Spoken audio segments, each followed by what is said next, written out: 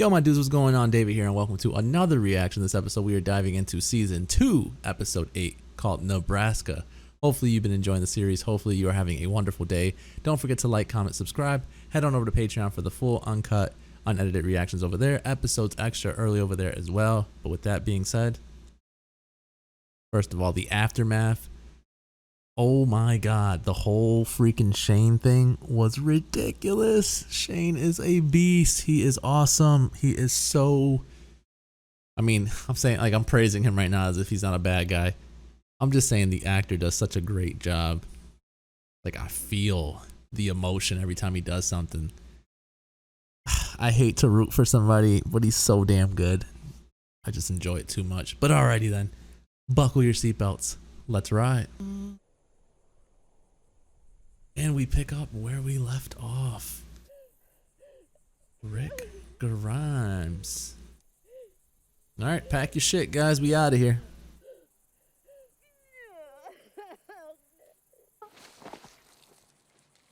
Ah, okay then.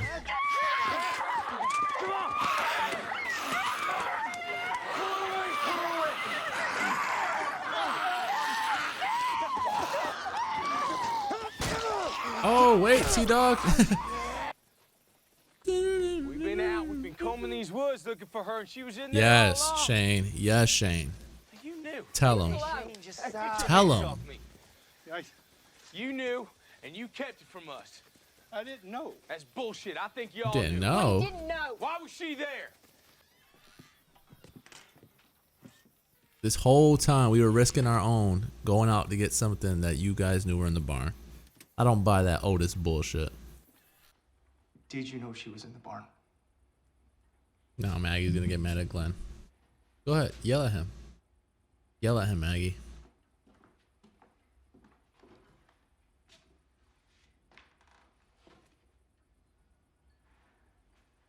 No, maybe in some weird way this is for the best. The only bad part about this too Start burying. is that they shot. We need a service. Carol would want that. Yeah, we all want that.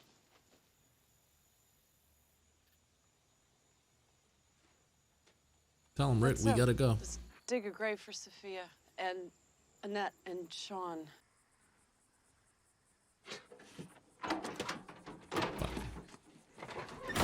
Ah, Dale.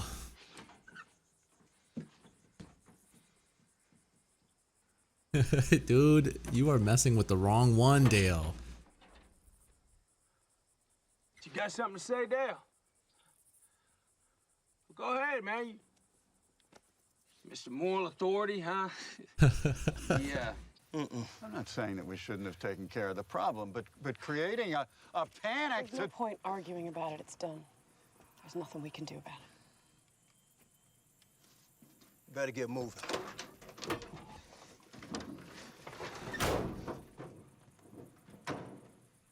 Dale won't tell Rick.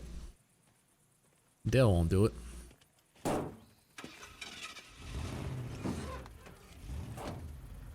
Hell no, I ain't sitting next to them things.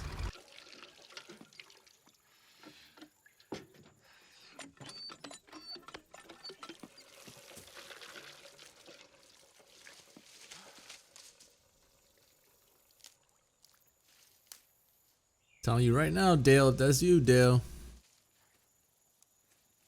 Not gonna end well. Otis was killed by walkers. He knew how to handle walkers. Otis was the one who was putting them in the barn. You need to be really clear with me right now. What are you saying? I believe that Shane sacrificed Otis. I can't prove it, but I think that he shot him and left him for bait so that he could get away. I was a fool, Rick. And you people saw that. Herschel ain't got no lips, man. Herschel lips is My daughters non-existent. deserve better than that. What's the matter with you? Why would you be so selfish? Selfish? Selfish? What? Listen to me, olive oil. I was out there looking at that little girl every single day. I Every took a day. bullet and an arrow in the process. Don't you tell me about getting my hands dirty. Careful. Why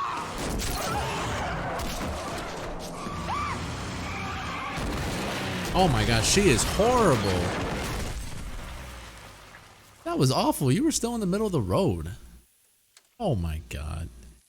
What kind of panic steering was that? Lori, what is wrong with you, man? And you're pregnant doing stuff like this? Let's go.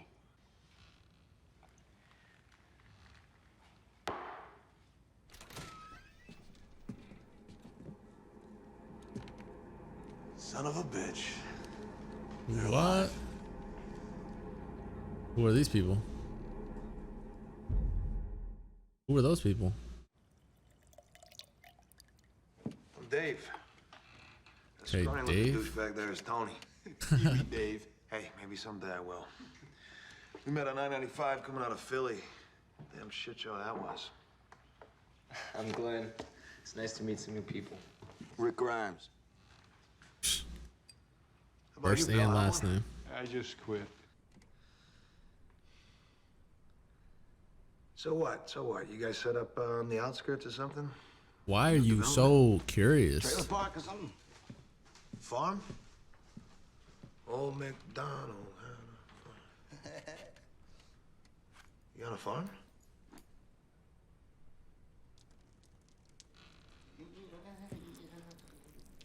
So come on, let's take a nice friendly hayride to this farm and we'll get to know each other. It's not an option, dude. That's not gonna happen. Like, dude, how many times does he have to say it? Calm down. Don't tell me to calm down. Don't ever tell me to calm down. Whoa. I'll shoot you 3 assholes in the head and take your damn Whoa, whoa, whoa, whoa, whoa, whoa, whoa, relax. You don't even know where the farm is. Easy. Nobody's killing anybody. Ooh. Oh, you're a horrible shot, Tony.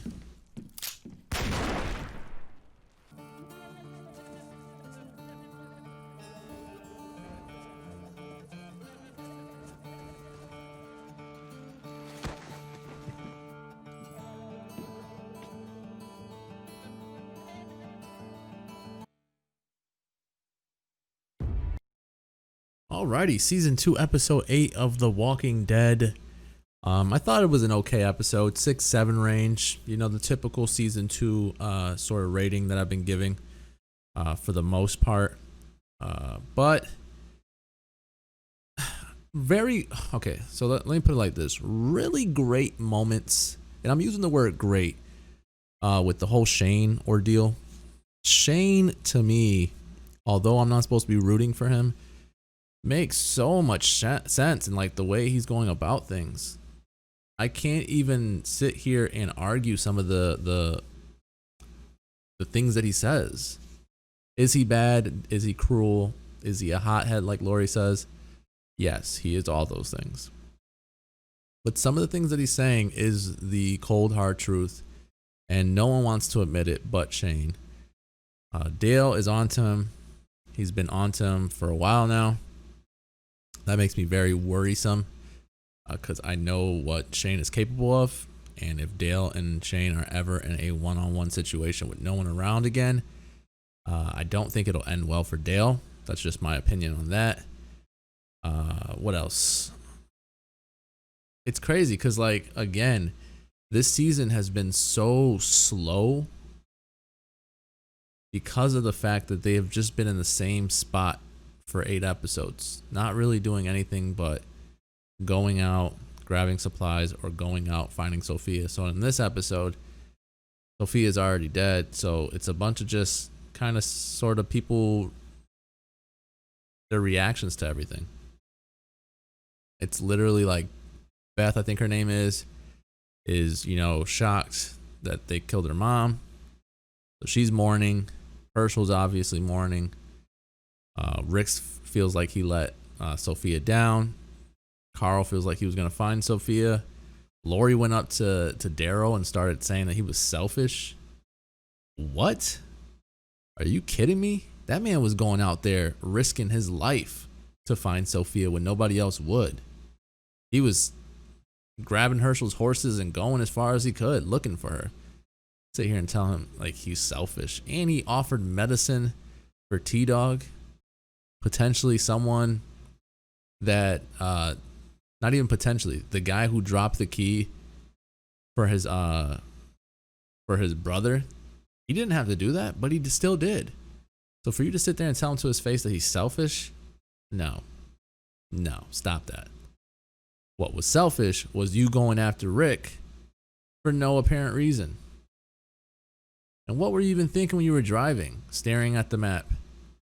Then you swerve, and then you swerved, but you were still on the road. So unless you lost like power steering or something, or one of your tires were messed up, why the hell did you go over? And you're pregnant. You're not thinking. You know what I mean? So Lori, sit back, relax. In this case, like I normally say, buckle your damn seatbelt. Because you sure as hell went on a ride. But I guess some, more touching moments with Herschel and Rick. Two leaders who do things very differently. Rick, trying his best to do what's best for everyone, but you can't make everyone happy. So it's really one of those battles that is really tricky to overcome. It's too tough to please everybody. There was a moment where Glenn said that Maggie told him that she loved him. That seemed a little too soon, but at this point, you don't know how long you're gonna live for. I mean, maybe she believes in love at first sight. It didn't seem that way, but maybe she's into him. Who knows? The whole Dave Tony thing, that was very interesting, because at first I'm like, oh, they're coming in friendly, not bad. Just continue to be as friendly as you can back to them. They just want to drink, just want to talk. Then he started asking questions that to me, I was like, dude, pump the fucking brakes. Excuse my language, but pump the brakes. First of all, by all means, if you want to come in here and have a drink, come in here and socialize, we can do that. Cut the whole where do you guys stationed at? Where's your spot? What? I don't know you. We don't have to tell you anything. He just kept getting more and more agitated, more and more trying to pry out an answer from Rick or Herschel or somebody. Like, dude, who are you? To sit here and throw, like, you know what I mean? Like, what? Sit back, have your drink. We were just about to leave anyways. Enjoy yourselves. Then you're making threats that, oh, I'll shoot, or Tony's making threats or whatever his name was. I'll shoot you guys all right now and go take your barn. You don't even know where the barn is, numbnuts. So shooting us is gonna do what? Absolutely nothing. You're gonna be in square one. Now you're not even in square one because you just shot, and so if there's any walkers nearby, they're coming for you. So enough with this stupidness. Like, come on, seriously. Then I think what really set the Dave guy off was when Rick was being sort of like a wise ass, because he mentioned, like, where do we go from here? I don't know. Well, you've survived this long. You have a group. You guys discuss that together. We have our group. We'll discuss it amongst us. I don't freaking care what you and where you go. And then he said, like, I heard Nebraska is a good place, and he got mad about that. Goes to reach for the gun, bam, one to the face. Homie in the back, Tony, though. Could you imagine standing there, right? You're supposed to be like pressuring Rick into not doing something stupid. He shoots your friend and has enough time to turn around. Granted, he did it quick, so I'm not saying he didn't do it quick. But turn around and pop you 2-3 times before you even realize what was going on? Come on, Tony. You got to do better than that. I like that there's certain people in the group like Glenn who aren't used to like stuff like that, so that they still get scared and shooken up by what's going on. I think that would be most people. I think most people would freeze up and not react or do anything. And what I mean by most people, I mean most people. I've never been in a situation like that. I don't know how I'm going to respond to it. I can sit here on the outside and say I hope I don't do what Glenn did, but I never know. You never know. You know, some people freeze up in the moment, don't know what's going on. They're still in complete shock that's, you know, shit is going down. But again, Rick handled himself so quickly. I don't even think Glenn could have possibly did anything. But I mean, props to Rick for being as skillful as he is with the gun, because he sure as hell looked a lot better than when he holds it pointing down. But now what? Now what? There's still a shit ton of tension throughout the group. We know that. Herschel is not a fan of Shane. Neither is Dale. Daryl and Lori were going at it. Carol seems to not really want to be around anyone. Lori, again, for some weird ass reason, wanted to go after Rick and be the hero. Don't know why, but okay. She crashed. She's separated from the group. What does that mean for her? She's also pregnant. That car flipped. That's not good. What else? We have Beth, like I said, in shock. Maggie is in love with Glenn, but she's still very much like not so cool with the group. She wants to be with Glenn, but that's about it. Andrea just kind of sort of nothing really drastic changing with her. I have a gut feeling more death is to come before the season ends, though. I don't know if that's just me being a negative thinker or not. But I just feel like a show like this, death is just one of those things that it's going to come. It's going to come often. It's going to come to people we don't expect. And so that's what I'm expecting, is the unexpected. Pretty much, I would say at least everyone but Rick seems salvageable. I hate when I do these reviews and I just completely lose words. Basically, Rick's like the only person that I think would have a sort of safe bubble around him. I don't know if anyone's watched Game of Thrones. If you haven't, never mind, I won't mention it. I don't want to spoil things for anyone. Yeah, but anyways, like, I would think Rick would be the only person that has that like little bubble around him that I wouldn't see him dying anytime soon. If that were to be the case, that would be something shocking. But I'm going in with the expectations that anyone can go at any given moment. And I think that's what you have to do when you watch a show like this. You have to go in and you can't really get connected to really anyone, because it's a fucked up world, man. It's a world where survival is of the fittest, and it ain't for everyone. I can tell you that for sure right now. It is not for everyone. But that's the review. That's the reaction. Hopefully you enjoyed both of them. Don't forget to like, comment, subscribe. Head on over to Patreon for the full, uncut, unedited reactions over there. Episodes extra early over there as well. But with that being said, I'll catch you guys later. Peace, guys.